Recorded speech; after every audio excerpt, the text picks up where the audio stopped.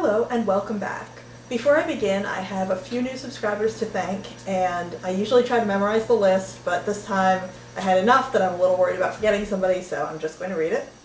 And as always, I apologize if I manage to mispronounce your username. Sometimes it's not intuitive to me, the way the different numbers are pronounced or different letters or... Anyway, so my apologies if I do that. And New Matthias 294, Casey RXRD, KIY something, Bournemouth Runner 432, Rich Fulcher 08, Walk Cordatus, and I Magnu. Thank you all very much for subscribing, and I really appreciate your support. And now on with the haul. This is a little bit unusual because I am actually in the middle of reading one of the books that I'm including in my haul, because I went on Sunday and I had just finished the book and needed something to read. This is Perfume, The Story of a Murderer by Patrick Suskind. This was a really highly acclaimed book, first published in '85, translated I think in the early '90s. Suskind is German, and so obviously translated from the German. This is a historical novel, and as you know, as I say ad nauseum, I'm not really a huge historical fiction fan. But I'm really quite enjoying this. I'm about 2/3 of the way through. And I think I like it because he doesn't try to put words in his characters' mouths. It's more, he's presenting it as, I am Patrick Suskind and I'm telling you, the reader, this story that not many people know about, and he's presenting it basically as a factual story, which in fact it's not, but it's almost a documentary style rather than him trying to have people speak in dialogue of the period, which sometimes I think messes things up. So I'm quite enjoying it. It's, I think, as a lot of popular books are, a little overhyped. It's not the greatest book ever written, as some of these reviews would have you believe, but it's good fun and it won't kill your brain cells. And I was prompted to read this because I saw it on a list of coolest books ever. Like, supposedly if you're seen reading these, you're cool, and who doesn't want to be cool once in a while? And as I'm reading it, though, I was thinking about how, in a way, I'm similar to this Jean-Baptiste Quenouille, the character who, the protagonist, who can smell a perfume and distill all the scents in it. And I realized that's kind of how I read books. Like, I read a book and I have all these associations with other books I've read, with movies I've seen. So in honor of this, I decided to share with you some of the things I can sense going into it. So, got a little bit of Alfred Döblin, Berlin-Alexanderplatz in the kind of urban bustle and the ruthlessness the author shows toward his characters. Got a little bit of Valerie Martin, Mary Riley, which is one of my favorite historical novels. And got a little bit of William Hogarth with that sort of period seediness. And last but not least, just a little scent of Edward Gorey's The Willowdale Handcar, where you have these protagonists journeying through life and really nasty but darkly comic fates befalling the other characters who cross their paths. Oddly enough, I'm actually not one of those people who really likes to smell books. I like the smell of art books, but not really any other type of book. So the things I do for my my viewers. And one other thing I found about this, it's kind of marketed as a serial killer novel, and it really is not that. I mean, it's a creepy little book, but the guy, so for at least 2/3 of the way through, there's been one murder, but not really a whole lot of serial killing. So if that's what you're looking for, you might want to look elsewhere. But nevertheless, unless it completely implodes in the last third, I would certainly recommend this. And now, for something completely different, I got The Jazz Singer by Richard Woodley. This is the novelization of the 1980 remake of The Jazz Singer, which starred Neil Diamond. For some reason, I'm really taken with both the 1927 version starring Al Jolson and the 1980 version starring Neil Diamond of The Jazz Singer. I don't know why. I mean, they're both really pretty bad, cheesy films, but I don't know. There's just something about them that I really like. And I've not yet seen the 1953 version. I forget who was in that, but I have it on tape. It was on Turner Classic Movies. I taped it one night. So I saw this and I was like, I really have to have this. I know it's cheesy, but I just gotta do it. And then I got The Wild Things by Dave Eggers. I have to say I'm just not a fan of Eggers or really any of the people at all associated with McSweeney's, which is a lot of people. I mean, a lot of the really big names in contemporary fiction. Just none of their work really speaks to me. I've tried a lot of their stuff and just wind up not really interested. The one exception being Samantha Hunt, who I think was associated with McSweeney's or published some stuff in the magazine, and then wrote a really good novel called The Seas. But anyway, so I tried Heartbreaking Work of Staggering Genius, got a few pages in, and just was like, I'm sorry, I'm just not interested, and the footnotes aren't helping, and haven't really been moved to try any of these other stuff. But this is I guess it's an adult novel that is, I think from what I can tell, sort of a riff on the classic Sendak children's book, which actually I was not really a fan of when I was a child at all either. So I'm reading a book by an author I'm not a fan of based on a children's book I wasn't a fan of. But for some reason this grabbed me, and I figure I might as well give it a try, and who knows, maybe I will be pleasantly surprised.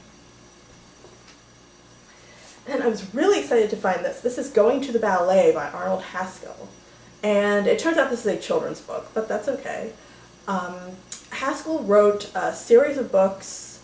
The one I have is called Baron Encore, and it was passed down from my mother. She gave me a bunch of really nice ballet books that she had when she was younger. And I've always treasured that. And I discovered actually working at the library and shelving in the fine arts stacks that he wrote a whole series. There's Baron at the Ballet, I can't remember the rest of the series, but something like, Baron Goes to the Ballet Again, Revenge of the Baron at the Ballet, that kind of thing. But I was really excited to find another book of his. And if you like ballet, I highly recommend checking out the Baron books as well. And then I got Whose Body by Dorothy L. Sayers. I feel a little guilty getting this because my mother has a whole bunch of Dorothy L. Sayers books, which I theoretically could just borrow and not take up space. But this is the first in the Lord Peter Wimsey series. And I just checked out of the library, which one did I check out? Murder Must Advertise, which I thought was fun, and it made me curious to read some of the books, and I figured I might as well start with the first one, and it doesn't take up that much space, And then I got Dove by Robin Lee Graham, which is the story of a 16-year-old boy who sets out to sail around the world, and it's a true story, and it's Graham's account of his adventures. It just sounded interesting to me. I'm always kind of fascinated by people who do things like that. Then I got Blue Movie, a novel by Terry Southern. I'm not really sure that Southern is so much up my alley, but I think I may have mentioned this before. I have this book called The Salon.com Reader's Guide to Contemporary Authors that I'm kind of obsessed with reading something by each author in the book, or at least trying something.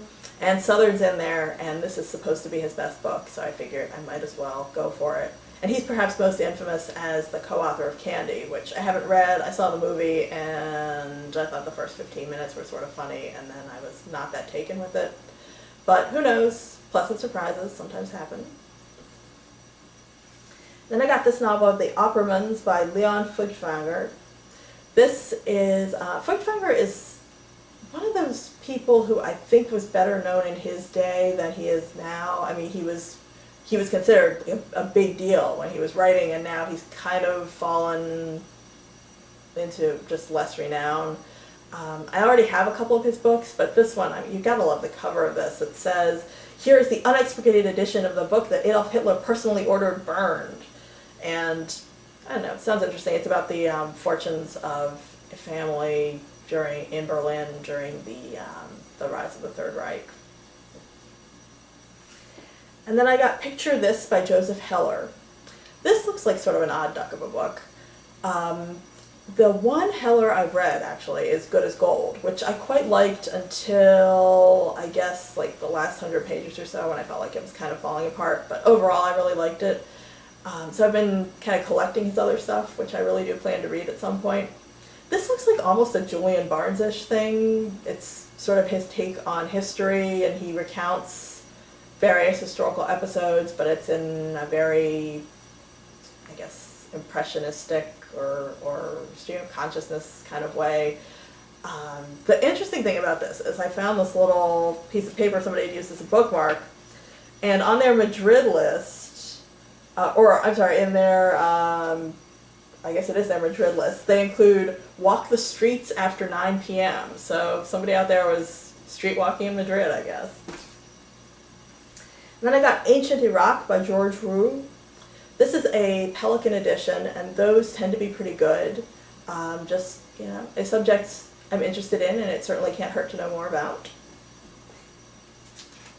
Then I got this book, Liar's Poker by Michael Lewis. Michael Lewis, I think this is his first book. It was a big success, and he went on to become a really big deal in nonfiction. He wrote the book Moneyball and The New Thing, and I don't remember all the names of his books. But this sounds kind of interesting. It's kind of a juicy insider's account of life at Salomon Brothers during the 80s. And then I got this novel, Slow River by Nicola Griffith.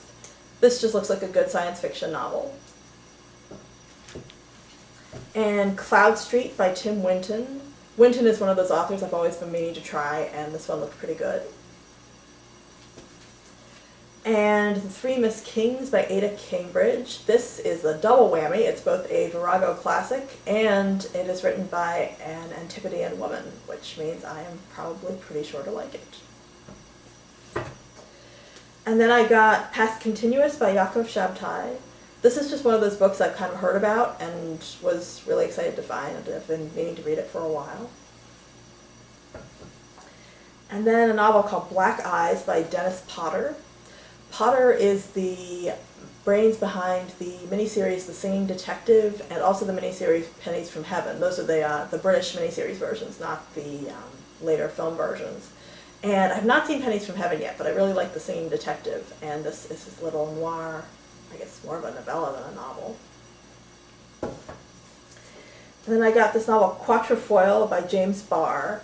This was one of the earlier gay novels. Probably not the earliest. I'm not sure when it was first published. 1950. That's actually probably pretty early. And I'm a little disappointed that I got this in the Allison reprint edition instead of what I'm sure was really a truly lurid dime novel edition, because I'm always a sucker for those, but still sounds pretty good. Then I got this novel, Model Home by Eric Puckner. I actually pulled it off the shelf just because the title, Model Home, made me think of Arrested Development, and I looked at it, it looked pretty good, worth checking out.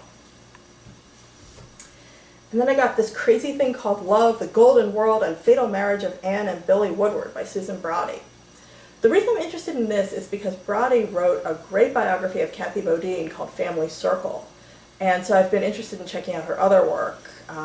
I was not so taken with her memoir Between Marriage and Divorce, but I figure maybe when she's a little less autobiographical, she'll do better. And last but not least, I got John Barth's Sabbatical, a Romance. I'm ashamed to say I've never read anything by Barth, and this one sounded pretty good. And if you've made it this far, thanks for watching, and I hope you'll join me for my next video.